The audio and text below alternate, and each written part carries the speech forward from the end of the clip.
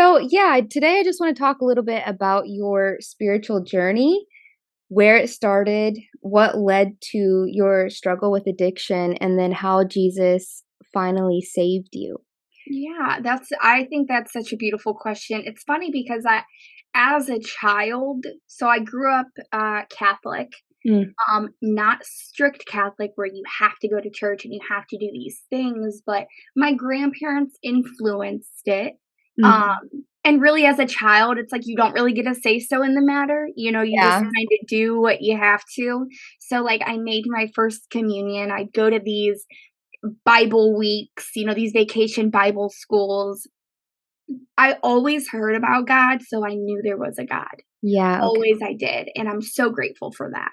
Um, my grandparents played really big roles in that as well. I remember distinctively, like, I don't remember too much as a child, but I do remember, like, I loved my grandma's attention, so I'd run over there to her and I'd be talking to her, and whether it was in the morning or at night, she'd shoo me away really quick, and she wasn't, like, a mean grandma at all, but she shooed me away when she was trying to pray, Mm, and she showed me then how important prayer was. I mean, this was a daily thing, morning, night, during the day, like, she prayed. She was yeah. a prayer warrior, so I'm appreciative for her being in my life and being able to make those memories with her.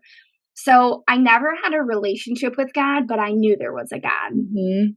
I can go back through, like, an old Facebook of mine. I was just doing that the other day, and I would see these posts like, all grace to God, grateful for God, and God is so awesome. Yeah. But behind closed doors, I didn't have a relationship. I Yes. knew of a God and I knew that God was great, but I wasn't really doing, godly things. If somebody were to look at me and my action, they wouldn't be like, that's a Christian, Yeah. it's Yeah. not a godly woman. I was wearing like provocative clothes and still just attention. I wanted attention for a long time. And I think it kind of comes from that addiction that I had because Yeah. I craved this comfort. And that's how I kind of got started as a teenager. I smoked weed, I drank. All of my friends were doing it, so it seemed just like the teenage thing to do. Yeah. Um, and I always hung out with people older than me, so they were always the people that knew where to get the things that I Mhm. wanted from. Yep. I ended up my first year of high school, it was that summer going into high school. I remember I drank and did pills like that first night of summer, and that's how my entire summer went. Hmm. I remember when I felt the release and the comfort of not caring about what I acted like, what I said, what I looked like, I had all of this confidence and I Mm. didn't know where it came from because it wasn't me, but I became addicted to that feeling Yes. immediately of just getting out of myself and not caring about what everybody else thought of me. I was always so worried and anxious about what others thought of me, Yep. even though people would look at me and think I wasn't, Yeah, you I get know? that. I was the same way. I totally understand that. Yeah, and I wish I could go tell my younger self, "Hey, you don't really have to care that much about what everybody thinks of you because it's also not that important." Well, and everybody's thinking about themselves, like, nobody's thinking about you as much as you think that they're thinking about you. Right. Yeah, no, my story is very similar to that, so I completely get what you're saying. I'm kinda curious, going back, you talk about your grandma being a big part of your life. Were your parents in your life at all? Yeah, they were. My mom was a single mom. She had me at 14, and then my dad was actually the same age. He was from Texas originally, so he kept moving back from Ohio to Texas. They were never together. Mhm. So probably around 4 or 5, my dad shows up and tries to be in my life again, and it was a very back and forth Mhm. thing, where there was but my grandpa played a big fatherly figure in my life Yeah. because I that was the one relationship that I saw. It was, a mother and a father, and they had a family. It was my very first understanding of a father figure, but Mhm. it still put a lot of confusion in my life because I was the first grandchild. I was my mom's first kid, so I'm the older sister of a brother and a sister. Okay.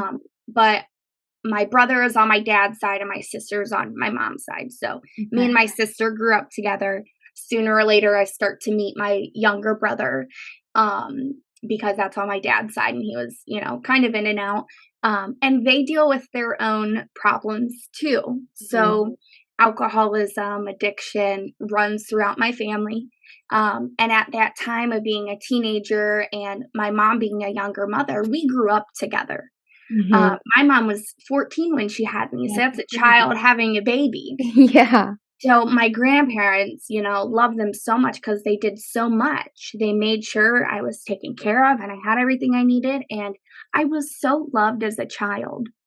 That's also what I don't understand sometimes too, because, like, when I'm trying to figure out where this trauma comes from, I everybody loved me. I was Mm. so loved as a child and just from that growing up age, but there was a lot of dysfunction, Yeah. that became normal to me. I just thought these things were normal. Um, Right. a little background is, me and my mom, we used together. Mm. So my mom, since she was a young mom, she was that cool mom, she'd be drinking, she'd allow my friends to drink, Yeah. um, and take me to boys' house to spend the night really young, like 12, because I grew up really fast too. So I'm 12 hanging out with like 15, 16, Yeah. 17-year-olds. And I'm also using my mom's, addiction to my advantage. She's drunk. She's not even going to remember where I'm going or where I'm at. So I'm going to have her drop me off. So it was a lot of playing off of each other's weaknesses there. It's interesting because me and my mom, so right around age 14, I'm experimenting. I'm experimenting with pills and I'm drinking. And this is like every time I can get my hands on it type deal, any Mm. chance I could get, I'm doing it. And then I start experimenting with, psychedelics. I'm experimenting with harder pills, Xanax. That was like one of my favorite things I try to do all the time. A friend of mine that was a little older gave me heroin for the first time. I was like about 14. Right. And I remember I did it, me and my boyfriend at the time, we had done it. And I had never felt so just okay with anything in my life. Mhm. Like, it was finally the voices in my head, the chatter calmed down. I was able just to sit still with my own thoughts for a minute, and I thought, "This is interesting."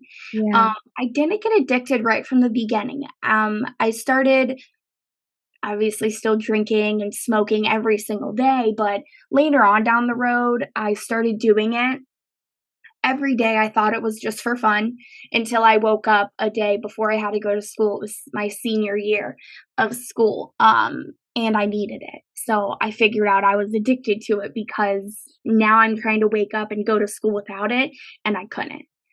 And no longer did it become a maybe in my life, it was a necessity. I had to wake up, I had to figure out a way to go and get it, and then deal with responsibilities. What's interesting to me is something that you said about how when you did it for the first time, you felt this release where the voices weren't there, no stress, I imagine, just Yeah.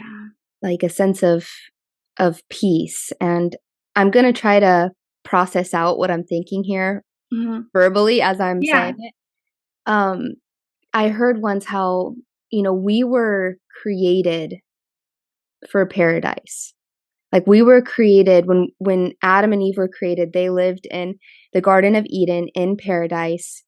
We have eternity in our hearts. God designed us with eternity in our hearts. Like, we know that we're not meant for, like, a broken, fallen world. We crave paradise. We don't wanna feel pain and Yeah. suffering and hear these negative voices, and so I feel like, reflecting back because I did a lot of the same things you're doing, I was looking for that sense of peace, of connection to the divine, of the quieting of Mhm. the voices to just feel free within myself, kinda like the same things that you're saying. But the thing is these things going back to how Satan doesn't create anything new, he just creates counterfeit versions. Yes. And these counterfeit versions slowly begin to destroy us. Right. And I can see that now. And Yeah. at the time, it's like nobody could have told me that, what you just said, because Yeah. it seems so real.